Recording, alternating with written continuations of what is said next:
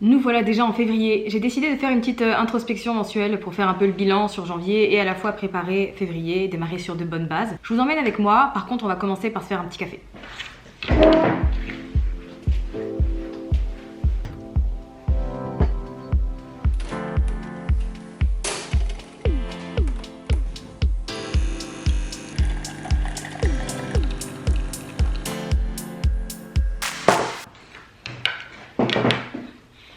Plutôt que de faire une grosse introspection à l'année, je préfère mâcher un peu le travail et faire cet exercice chaque mois. C'est aussi plus simple pour atteindre les objectifs que je me suis fixés à l'année puisque je vais pouvoir les découper en trimestres puis mon objectif mensuel afin d'être sûr que j'avance bien et d'être en mesure de traquer tout ça. Et surtout, quand je ferai le point à la fin de l'année, j'aurai déjà plein de matières, plein de ressources sur lesquelles me référer pour faire mon bilan et j'aurai pas besoin d'aller chercher dans mes souvenirs puisqu'en plus la plupart du temps, j'oublie un peu tout. En fait, c'est un exercice que j'aime bien faire le week-end, le samedi, parce que j'ai l'espace mental pour. La semaine, je suis un peu obnubilée par mon activité, par les rendez-vous, les deadlines que j'ai à honorer, etc. Alors que le samedi et le dimanche, ce sont des jours pour moi. Alors, j'ai pas d'enfant, je le précise, mais voilà, ce sont des jours où je sais que je vais avoir le temps de me poser et de faire les choses correctement. Donc si pareil, vous avez peut-être un moment dans la semaine ou dans le week-end, faites-le à ce moment-là, parce que je pense que c'est l'instant où vous serez le plus présent et présente dans l'exercice.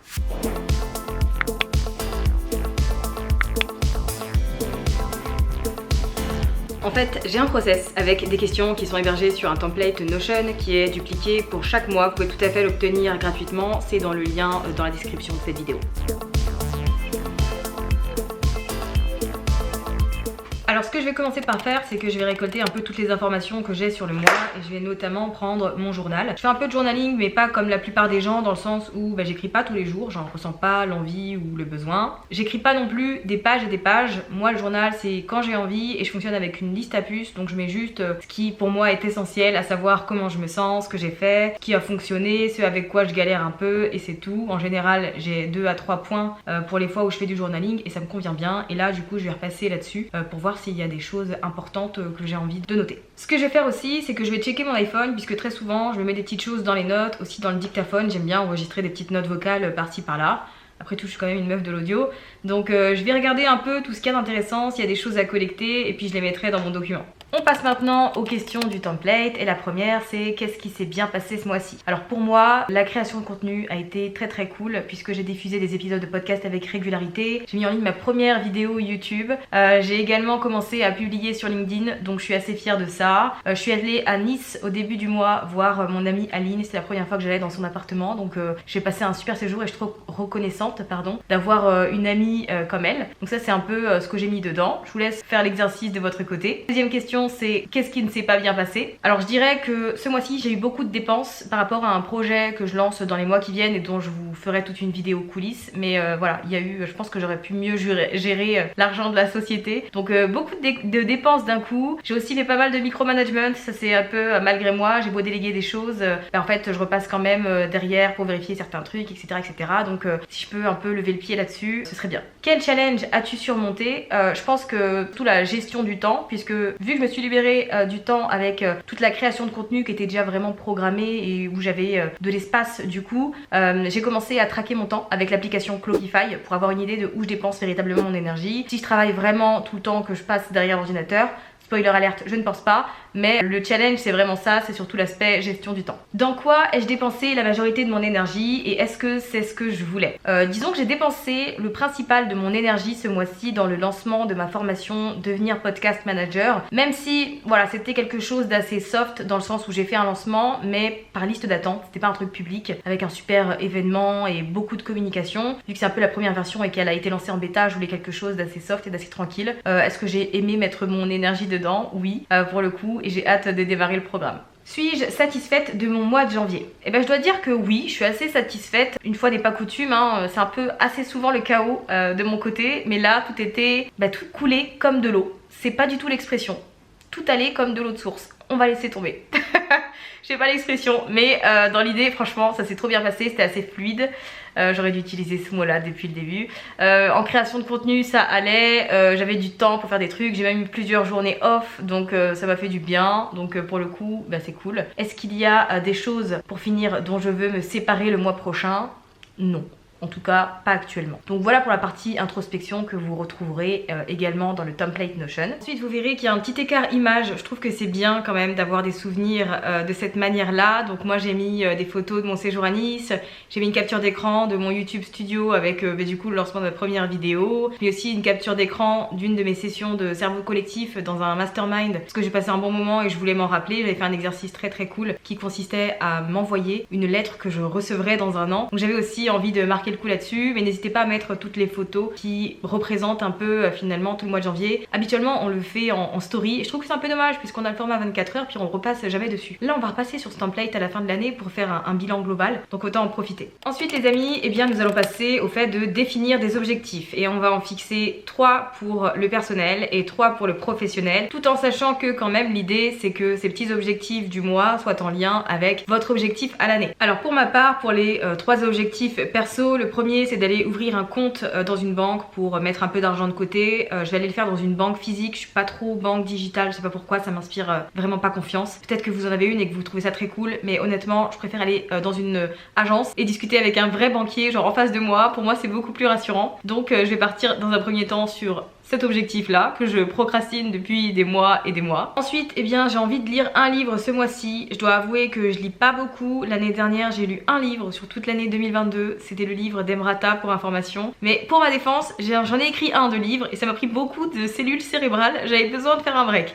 Quoi qu'il en soit, cette année, j'ai envie de nourrir mon esprit davantage. Alors je vais pas forcément lire des livres business ou développement personnel. Le but c'est quand même que ça soit un moment de divertissement et que ce soit pas du travail. Donc je vais regarder, j'ai énormément de livres dans ma bibliothèque. Je vais aller en chercher un qui m'inspire et mon challenge ce sera de le finir d'ici la fin du mois. Et le troisième objectif perso, c'est en rapport avec le sport. J'ai commencé le CrossFit en septembre 2022 et là le but c'est de passer à 8 séances dans le mois, donc 2 par semaine, de faire coïncider ça et de me rendre disponible avec mon coach pour que du coup je puisse remplir tout ça, d'autant que pour le coup c'est un sport que j'aime bien. Quand je regardais ça de loin j'étais un peu en mode on dirait une secte. Les gens qui sont dans le crossfit ils veulent trop t'emmener dans le crossfit, mais en fait maintenant que j'en fais j'aime beaucoup. Donc l'objectif de ce mois-ci, 2 séances par semaine. On passe maintenant aux objectifs professionnels et aux objectifs business. Donc si vous êtes arrivé sur cette vidéo et que vous ne me connaissez pas, je suis autrice, j'ai un livre du coup sur le podcast pour les entrepreneurs, mais je vends aussi finalement des formations en ligne sur la thématique du podcast, de l'emailing, de la vente, etc. J'en ai plusieurs. Je fais aussi parfois du consulting. Ce mois-ci je participe à un événement qui s'appelle Catching, qui est organisé par une entrepreneure québécoise du nom de Geneviève Gauvin, et en gros elle rassemble des entrepreneurs qui mettent chacun une formation pour créer un pack qui sera vendu à 96% de sa valeur totale normale on va dire. Donc je participe à cet événement là, je mets une formation sur l'emailing dans ce bundle, donc si vous ne le saviez pas encore maintenant vous le savez. Et donc la rémunération sur ce projet là c'est de l'affiliation, donc je vais gagner 50% de chaque vente qui sera effectuée via mon lien, et il y a aussi 1% du total de la somme générée. Après bien évidemment il y a un petit classement parce que le but de Geneviève c'est quand même de nous challenger, donc le premier a un pourcentage plus élevé que le 1%, le deuxième aussi, etc. Donc le but ça va être une petite compète très saine et très cool entre les différents formateurs. Mais mon objectif sur ce mois-ci, sachant que l'année dernière en tant qu'affiliée sans avoir mis de formation dans le bundle, j'ai généré 15 000 $ canadiens à peu près de revenus. J'avais participé en 2021 où j'avais mis une formation sur la réalisation d'interviews en podcasting et où là j'avais généré à peu près 18 000 $ canadiens. Donc l'objectif sur ce mois-ci et sur cette année finalement avec le bundle Catching, ce serait de générer 25 000 pour aller me challenger un peu. Voilà, histoire de sortir un peu de la zone de confort et d'aller chercher plus loin, de me booster. Le deuxième challenge est en rapport avec YouTube. En fait cette année j'ai envie de développer ma visibilité et donc c'est aussi pour ça que je lance cette chaîne YouTube. J'ai pas envie de créer du contenu sur les réseaux sociaux qui va être consommé par un faible pourcentage de mon audience et en plus qui va un peu partir aux oubliettes. Avec YouTube au moins le contenu est là et il reste. Donc j'ai envie de mettre en ligne environ 6 vidéos ce mois-ci. Ça va nécessiter que je mette parfois 2 vidéos par semaine, j'en ai bien conscience, mais je me dis qu'avec une bonne organisation il y a moyen de le faire, puisqu'après tout ça me demande pas quand même du temps de créer ces vidéos là, même si c'est beaucoup de plaisir. Il faut quand même que ça devienne rentable. Pour être monétisé sur YouTube il faut 1000 abonnés, ça je pense que tout le monde peut le faire en soi, c'est pas ce qu'il y a de plus compliqué. compliqué. Par contre il faut 4000 heures de visionnage sur 365 jours sur une année. Donc l'objectif pour moi c'est de mettre plus de contenu. Ça augmentera mon taux de visionnage et ça me permettra aussi de rentabiliser cette chaîne YouTube et donc de pouvoir y passer plus de temps. Pour le coup ça c'est un de mes objectifs. J'aime tellement créer des vidéos. En fait je me rends compte que je suis une créatrice de contenu plus que tout, mais j'aime tellement créer des vidéos que je me dis si en plus je pouvais rentabiliser ça d'une manière ou d'une autre, ce serait quand même génial. Donc ce mois-ci on enclenche un peu le truc et on met un peu plus de contenu que prévu. Et enfin le troisième objectif professionnel, ce serait de trouver un sponsor pour mon podcast Build Yourself, puisque jusqu'à présent je le monétisais pas de manière directe. Je m'en servais si vous voulez comme plateforme marketing pour mon activité et vendre mes propres offres, mais aujourd'hui je me dis que ça peut être intéressant de diversifier encore plus les revenus et donc de faire la promotion d'un partenaire en lequel je crois et dont j'aime l'outil. Donc je vais m'occuper de trouver une personne pour ça. Peut-être que je vais avoir des noms, peut-être qu'on va même pas me calculer, mais je me dis tant pis, j'ai rien à perdre, je teste et puis au moins j'en aurai le cœur net. Ok, maintenant que les objectifs sont posés, il va falloir faire un peu de planification pour qu'ils arrivent vraiment et que ce soit pas genre une lettre au Père Noël. Pour mon premier objectif perso, qui est d'ouvrir un compte bancaire ou mettre de l'argent de côté, je vais aller chercher une banque, faire un peu une étude de marché et voir ce qui me convient, et je vais même me fixer un jour auquel je vais faire cette tâche pour être sûr que ce soit réalisé, puisque c'est un truc que j'ai tendance à repousser et repousser sans arrêt. Pour ce qui est du livre, j'ai décidé de lire celui-ci qui est La guerre des bouffons d'Edir Ossini. Voilà, le livre est choisi, je sais que je dois le terminer d'ici la fin du mois et puis on verra à la début du mois de mars du coup si je l'ai vraiment fait. Ensuite, et bien pour le sport et les 2 séances de CrossFit par semaine, c'est bloqué dans mon agenda. Pour les semaines où je ne serai pas là parce que je serai en déplacement, je me ferai une séance toute seule dans une salle de sport. Pour les objectifs pro, ce que j'ai fait, notamment pour l'objectif en rapport avec Catching, c'est que dans un premier temps, j'ai déjà enregistré un épisode de podcast avec la plupart des formateurs. J'ai même commencé à enregistrer mi-mars, n'importe quoi, mi-décembre, pour tout vous dire. Donc depuis mi-décembre, j'ai enregistré, parce qu'on est quand même genre 16.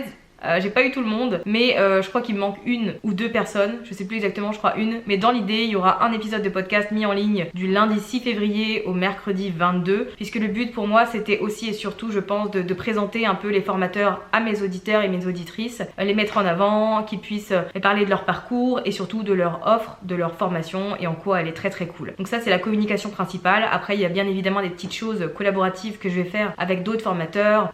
J'ai été interviewée pour un podcast d'une formatrice, il y aura des réels, il y aura également des lives, donc il y a plein de choses qui sont prévues pour remplir l'objectif de 25 000 $ canadiens. Écoutez les gars, croisons les doigts et on verra ce que ça donne. Pour ce qui est de YouTube et de diffuser 6 vidéos sur le mois, ce que je vais faire c'est que je vais pas mal recycler, je vais pas vous mentir, j'ai un podcast depuis 2019 avec plus de 200 épisodes, j'ai un blog depuis 2016 avec plus de 500 articles et j'ai encore plein de contenu qui est encore valable avec plein de bons conseils. Donc en fait je vais capitaliser sur ce qui existe déjà parce que ça va me faire gagner du temps. Je vais prendre des contenus, je vais rédiger les scripts, les adapter à YouTube, potentiellement les mettre à jour, ajouter des petites choses, etc. Et ensuite, eh bien, je m'organise. Mais le but pour moi, si je peux, ce serait d'avoir 1 semaine et demie d'avance sur mes contenus afin d'être un peu en détente et de pas faire les choses dans le rush et à la dernière minute. Pour le troisième objectif qui est de trouver un sponsor pour mon podcast Build Yourself, ce que je vais faire dans un premier temps, c'est que je vais aller lister tous les outils que j'utilise et que j'aime beaucoup. Ensuite, je vais aller sur les différents sites et voir s'ils font des collaborations, s'ils sponsorisent des chaînes YouTube, des blogs, des comptes Instagram, etc. Je vais récolter toutes les informations, donc le site de la marque, l'adresse email à contacter. Je vais me faire un petit template Notion, ça va aller plus vite. Et comme ça, la deuxième étape, c'est vraiment de rédiger tout le pitch pour présenter mon podcast, parler un peu des statistiques, parler de moi, faire des propositions, voir ce qu'on pourrait faire ensemble et envoyer des mails. Et ensuite, je verrai si ça fonctionne ou pas. Mais dans l'idée, ça c'est vraiment assez simple. Puis j'attends bien sagement que quelqu'un accepte de me répondre. J'avais aussi envie de vous partager quelques favoris du mois de janvier en série et en podcast.